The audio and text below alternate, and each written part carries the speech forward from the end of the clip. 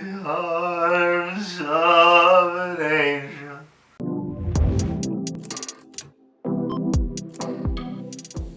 What's up, my VR All-Stars? Vandlan here with another adventure into the virtual world, and today I'm going to be introducing you to one of my newest favorite games, as well as the pros and cons of using it on different systems. So, let's get to it. Now, if you're like me at all, you see the world of VR and the possibility it has to do many things. It's a world of infinite possibilities with very few restrictions. However, when it comes to the idea of VR fitness and gaming, those restrictions do come into play. And what are they? The dreaded cable and cords. Dun dun dun! I know, a little overly dramatic. Now, while for many games a cable and cords wouldn't necessarily present the biggest issue, when it comes to a game that you're standing and having to move a lot, and one that would be very physically active, they present a very serious one in that you have the very real possibility of tripping over the cable and cords and ripping your headset out entirely. Not that I've ever done that or anything. So the obvious answer is, well, just get a wireless headset, as though that's something that can just magically happen. Which, you know, yeah, the Quest is wireless, but I didn't have one, nor did I have any plans on getting one, until Facebook announced that they were releasing the Quest 2 at a reasonable price point. Now, you might be asking, well, what does this have to do with Until You Fall on the Quest 2 versus the PSVR? Well, I'll tell you. After seeing that the Quest 2 was going to be coming out, and after consulting with my wife, I made an impulse buy to get one. And so then it was the hardest step. The waiting. Am I supposed to last 5 days without shooting something? And then it finally arrived. Oh, look at that! A surprise like and subscribe request. Who would have seen that one coming? But in all seriousness, if you're enjoying the video, I'd ask you to like it and subscribe so that you can get more VR news, updates, and information on upcoming events that we here at the Virtual Athletics League are going to be putting on. Trust me, we've got a lot of things that we're talking about behind the scenes that we're planning on having come up, and you don't want to miss any of it. So now that I'm actually in the Quest 2, I'm going to get to the game that I teased in the thumbnail, the hook, the title, and the background here. A game set in a world of steel and magic, one where you are the last brave knight capable of taking back the glory of your former home. This is Until You Fall. Now, up until this point, I've been playing Until You Fall exclusively on the PSVR because that was the only VR system that I had access to at the time, as it was the only one that I owned. However, I ran into the issue of cords and cameras. It was very easy to stray out of the play area and just really easy to rip the headset out. Again, not that I've ever done that. But with the freedom that the Quest 2 gives with being wireless, I was able to do so much more. Now, unfortunately, the footage in this video is going to be just a little one-sided because I have sad news. My PSVR has decided to give up the ghost. Fly away from here. From this dark.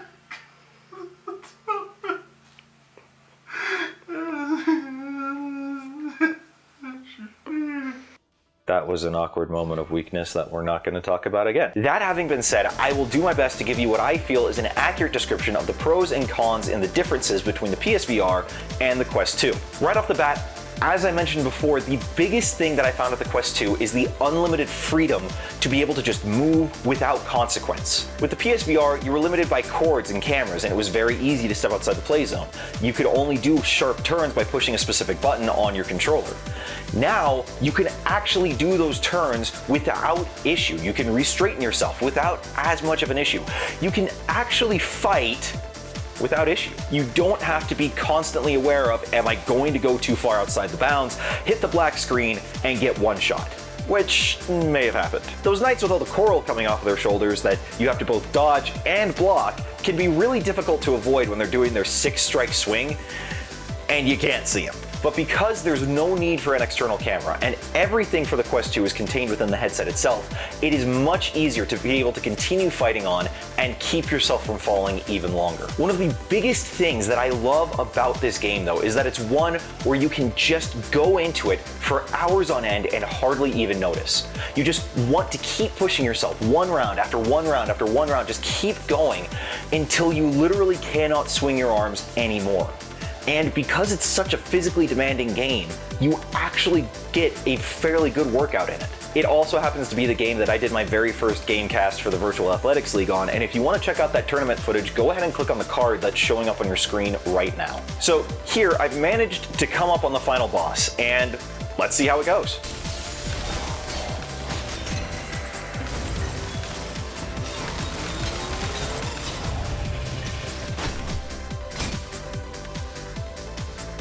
Now, while I'm nowhere near as good as Croesus or Cathal or Impatient, who all made it to the World Finals, I do alright. You know, I figure I can hold my own-ish. And I think I do well enough to at least give you a valid side-by-side comparison here between the PSVR and the Quest 2. So here are the pros of the Quest 2 versus the PSVR. First, like I've mentioned, absolute freedom of movement. You're not restricted at all by cords or cameras or anything. So you're able to do a lot more than you would on any other VR system. Which ties into my second point of no cords means no tangling up and ripping the headset off, which gets old very quickly.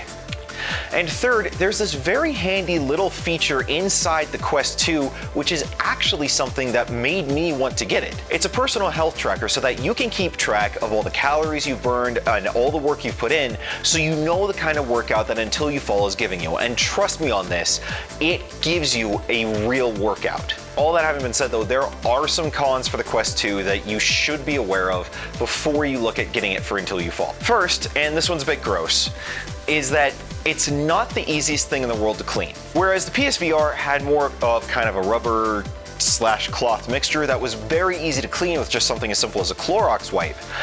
The Quest, in its, well, quest for comfort, has gone with a more cloth-based approach, which makes it more difficult to actually clean and get that sweat smell out of. I'll be doing a video about this in the future on how to properly take care of the Quest and how to properly be able to clean the faceplate, but just realize that it's gonna get a little damp. Second, the graphics quality for Until You Fall on the Quest 2 is a little bit lower than what you'd expect off of the PC or the PSVR.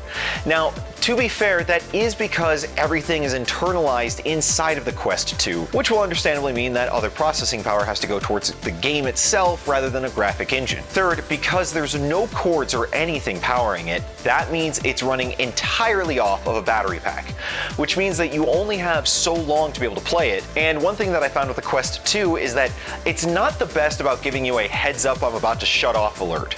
It'll tell you when it's low, it'll tell you when it's a little bit lower, and then it'll just poof. Finally, and this is just a small little point, again, because it's all self-contained, unless you're streaming to a TV, no one really knows what's going on in there. It's a lot like the scene in the Star Wars Holiday Special where Chewbacca's father is watching a weirdly erotic dancer inside of a VR headset, even though it's not like erotic at all, and they drag that on for like 5 minutes. And I know that every Star Wars fan watching this is clutching their chest in pain at my mere mentioning it. But it's kind of like that, because this is what you look like if no one sees what you're doing.